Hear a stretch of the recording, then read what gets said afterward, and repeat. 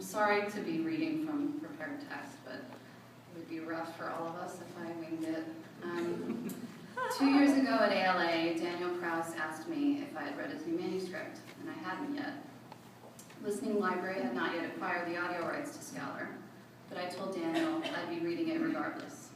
He had a little twinkle in his eye, which I couldn't really parse at the time. And now looking back, I think it held equal parts nervous anticipation and this thing is going to mess you up pride. A good look for someone so bonkers about horror. So Scowler soon became this book that we were all afraid to touch. And I mean that quite literally. We were hearing that it was darker than his previous novel, Rotters, which seemed laughable. You can't get much darker than the first-person narrative of a motherless, friendless, broken-hearted teen who spends his days in misery and his nights in a graveyard. I didn't think even Daniel had it in him, but I was wrong. Scowler is terrifying.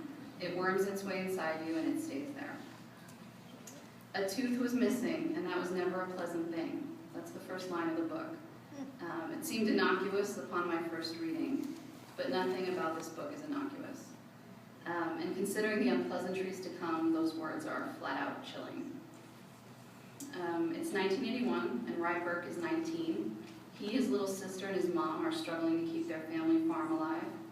They're also waiting for some meteors to fall from the sky. When they do, the life they've known for the past 9 years, the 9 years in which husband and father Marvin Burke was imprisoned for the astonishing violence he inflicted on his family, is blown apart.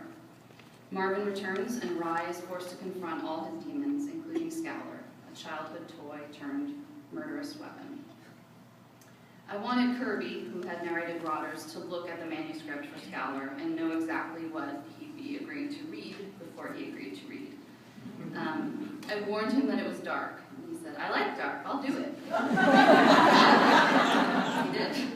And I said, "It's really violent, and there are some scenes that are really graphic." And he cut me off, and he said, politely but firmly, "Kelly, I want to do it."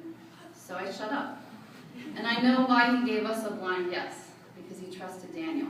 He knew that the book might be violent, and it might be graphic, but that Daniel's work is not gratuitous. Daniel's words are beautiful, oftentimes so perfect they hurt, even when they're describing things that will never be beautiful or perfect. So I'd like to talk a little bit about Kirby Heyborne, because he gave this stunning performance, and I'm so thankful it's being honored. He worked so hard, and I know this because I was there. I heard it and saw it. Kirby and I spent 3 days inside this dark studio, inside this dark story, and it was intense. We took very few breaks, and we're pals, but we really didn't talk much. The sense I got was that if we walked away from that text and that microphone for too long, we'd be walking too far away from that farm and maybe compromising our connection to it.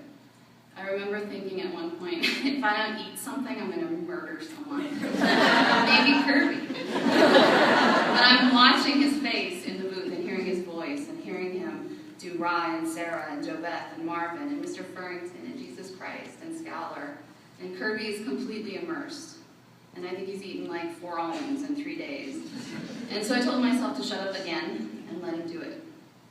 And we'd emerged from the studio, and it was Christmas time. And it was quite bizarre to leave that violent, painful world of Ryberg and walk back into our lives.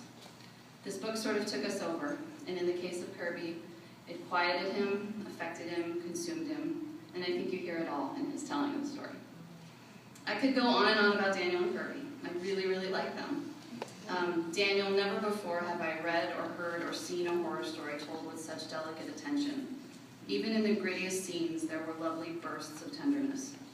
So yeah, you scared us, shocked us even, but I'm telling all your friends that you're really sensitive, and you write great women. Thank you for challenging our expectations by giving us a simple synopsis that turned relentless, in the best way. And never again will I underestimate your ability to traumatize me in the best way. Kirby, I'm thankful for the raw talent you possess and for all of your efforts to make the most of it. I respect you and adore you. And you have a freakish ability to make weird and wonderful sounds with your mouth. I love my job and the work that we all do, and I have some people to thank for that. Rebecca Waugh, who could not be here at Listening Library, keeps buying great, challenging books. Cheryl Cohen and her marketing team of Jody Cohen, Jen Rubens, and Kristen Luby keep promoting the hell out of them with a ton of enthusiasm. Same for Katie Pugna, our publicist.